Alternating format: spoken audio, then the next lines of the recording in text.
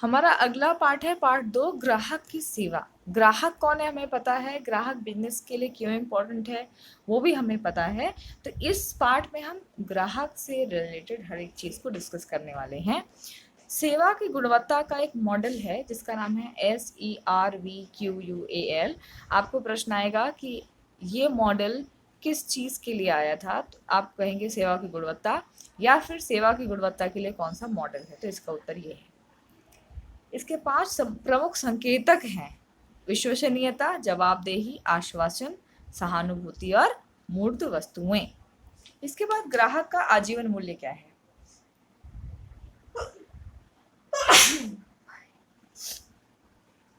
ग्राहक का आजीवन मूल्य क्या है?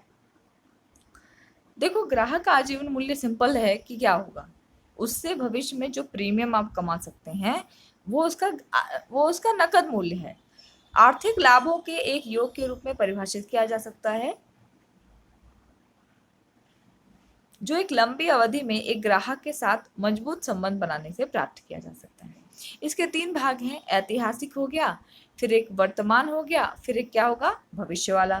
तो ऐतिहासिक जो अब पहले उसने जितना प्रीमियम पटाया होगा, वर्तमान जो अभी का प्रीमियम है, और अतिरिक्त उत्पाद, वर्तमान माने भविष्य के प्रीमियम, है ना। और प्रीमियम संभावित मूल्य क्या है कि जो आने वाले टाइम पे वो और भी आपसे पॉलिसी खरीद सकता है, वो उसका क्या है, संभावित मूल्य है। अब इसके बाद है हमारा, भारत में तीसरे पक्ष के विरुद्ध मोटर बीमा कानून के तहत अनिवार्य है, और उस स्थिति में व्यक्ति को बीमा की जरूरत है या नहीं, इस बात पे बहस अप्रासंगिक। प्रश्न आएगा, इनमें से किसके लिए बीमा जो है वो कानून के तहत अनिवार्य है? उसका उत्तर क्या होगा, मोटर बीमा। तीसरे पक्ष के विरुद्ध मोटर बीमा। और किस बीमा पे बहस अप्रासंगिक है, मोटर बीमा। अब गैर जीवन बीमा पॉलिसियों के प्रकार होते हैं 2। गैर जीवन माने नॉन लाइफ, ठीक है, जैसे जनरल इंश्योरेंस आपका, उसमें 2 हैं: नामित जोखिम पॉलिसियां और सर्व जोखिम पॉलिसियां। नामित जोखिम पॉलिसियां मतलब ऐसा होगा जिसमें नाम दिए गए हैं, ये के अगेंस्ट आपका बीमा रहेगा, उसमें प्रीमियम कम आता है। सर्व जोखिम है, उसमें प्रीमियम ज्यादा आएगा, और जरूरी नहीं कि उसमें सब से आपको ज्यादा रिस्क हो, आप ज्यादा से ज्यादा जो रिस्क है वही वाला लो। एक एग्जाम्पल इसको आप समझो, जिस जगह पे भूकंप आने का चांस कम है, मतलब बिल्कुल 0 के बराबर है, वहां पे आपको अर्थक्वेक के अगेंस्ट लेने की जरूरत नहीं है इंश्योरेंस, ठीक है। तो नामित अगर आप है तो आप उसमें अर्थक्वेक को हटा सकते हो, लेकिन सर्व में फिर वो भी आएगा, उसका भी पैसा आप दोगे, लेकिन कभी आने वाला है नहीं भूकंप। तो इस हिसाब से चांसेस आपके क्या हैं, क्या क्या रिस्क हो सकता है, आपको उस हिसाब से बीमा लेना चाहिए।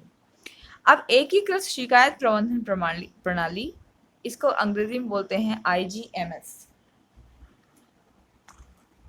इसको अंग्रेजी में भी आ सकता है, इसलिए आपको पता होना चाहिए। IGMS, integrated grievance management system. इसमें क्या है, सभी का जो शिकायत है, बीमा जितनी बीमा कंपनियां हैं सभी की शिकायतें इसमें स्टोर रखी हैं। IRDA के तहत बना है, बीमा शिकायत डेटा का एक केंद्रीय भंडार होता है ये IGMS। उपभोक्ता संरक्षण अधिनियम 1986 जो है, उसके तहत उपभोक्ताओं के हित के बेहतर सुरक्षा की व्यवस्था और उपभोक्ता के विवादों के निपटारे के लिए इसको लाया गया था। ये 2002 में अपडेट हुआ था, ठीक है। अब अधिनियम के तहत कुछ परिभाषाएं हैं। सेवा क्या होती है, कुछ भी जो आप निःशुल्क मतलब कुछ भी आप जो पैसा लेके देते हो उसको सेवा बोलते हैं। निःशुल्क जो है या व्यक्तिगत सेवा के लिए जो आता है उसको सेवा नहीं बोला जाएगा, ठीक है। फिर उपभोक्ता कौन होता है, जो अपने इस्तेमाल के लिए चीजों को खरीदे। चीजें यानी चीजें या फिर सेवाएं, दोनों ही चीजें। लेकिन जैसे मान लो मैंने ये पेन जो है वो खरीदा और फिर मैंने किसी तीसरे को बेच दिया, तो मैं इसकी उपभोक्ता नहीं होंगी, क्योंकि इसका असल में उपभोग जो है, जो व्यक्ति कर रहा है वो उसका उपभोक्ता है, ठीक है।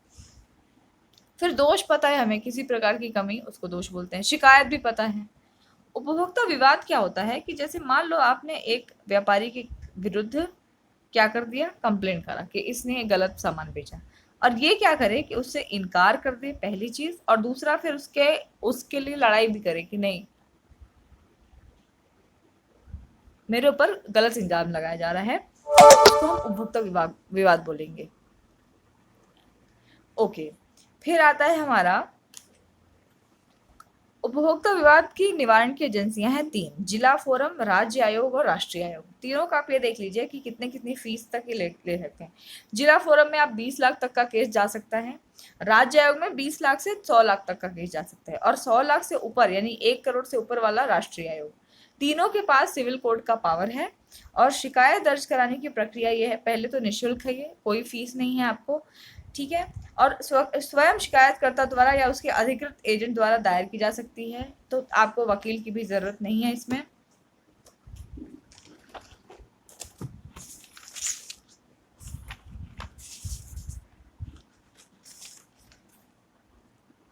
या डाक से भी भेजी जा सकती है, वकील की जरूरत इसमें नहीं है।